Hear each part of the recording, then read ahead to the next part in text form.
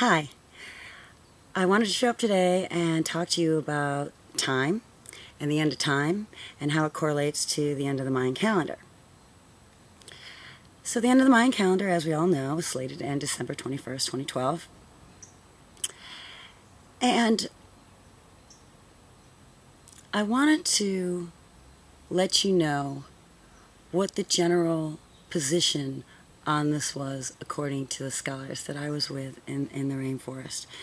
Now they said that the Mayans actually brought universal time. This is going to sound really out there. I thought it did too, but I'm going to explain it to you because actually if you sit with it for a while, you may seem that it's not so out there after all. So they said that universal time is needed because the same reason we need a universal time in a global time to all agree on, like we also need a global when we run the metric system, so we all agree on one certain measurement. So basically what the scholars of the Mayan calendar were saying that the Mayans brought the calendar to show us universal time, because if we were going to communicate with conscious beings in other solar systems, if you believe in that, I happen to, then each of those solar systems would have their own timing system. For instance, Vega.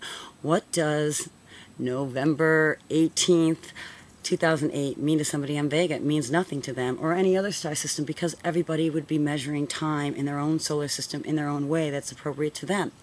So for sentient conscious beings to actually connect and communicate, there would have to be a universal timing system, because how could they even coordinate a time to speak? So they believe that the Mayan calendar is actually this, that it is a universal communication system, kind of like a universal internet, where once you understand the way to connect to it through time, that you're able to access and communicate with other beings. And they say that's what's going to happen in 2012. The way this works basically is they say that all the beings, if you've watched any of my other videos, or if you don't know about this and want to know more about frequency and how it relates to the Mayan calendar, is 13 is considered God by the Mayans, to be God's frequency. And so every single being, because we're all part of God in the entire universe, all the galaxies, we all have God as our center, which is why the light always has to win, because the center and the bulk of everything is God and light.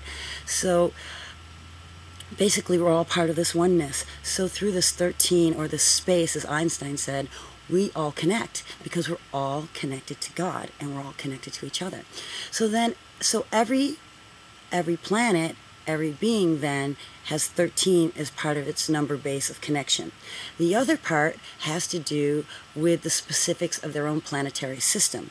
In our system, the Mayan calendar it shows Earth in being in 1328, meaning we're connected through the 13 because that's the God number and we all share it, and 28 represents human women, how we carry the timing of the human planet in our menstrual cycles, which is every moon 28 days, which actually ends up being 13 moons of 28 days. So they say Earth time is housed in Earth women and their cycles, and all the tribes that are still, indigenous, and they mark time by the moons in the same way.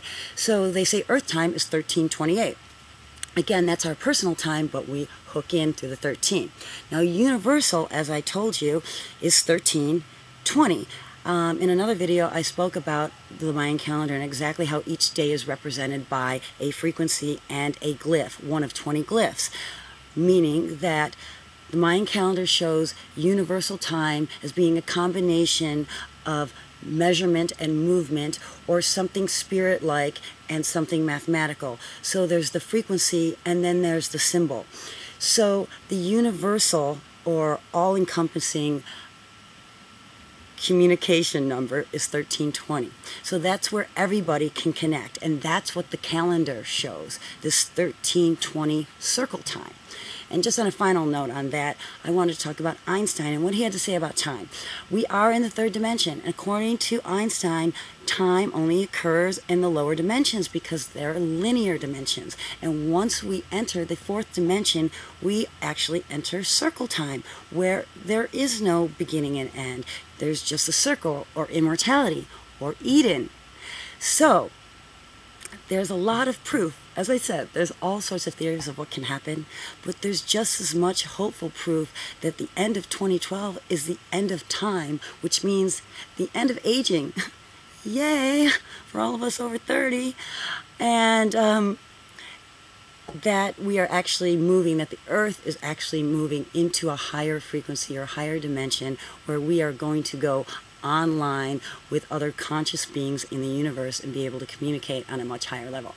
On that note, a lot of them said the final battle is that Earth is such a warring, violent planet right now that there's no way they're going to let it connect into a higher population where it could somehow pollute it. In other words, you have to be resonating on the 13 to connect to God and to connect to higher and loving human beings. So anyway, that's what we're looking at the end of the calendar. That's one of the things that I think is a true probability.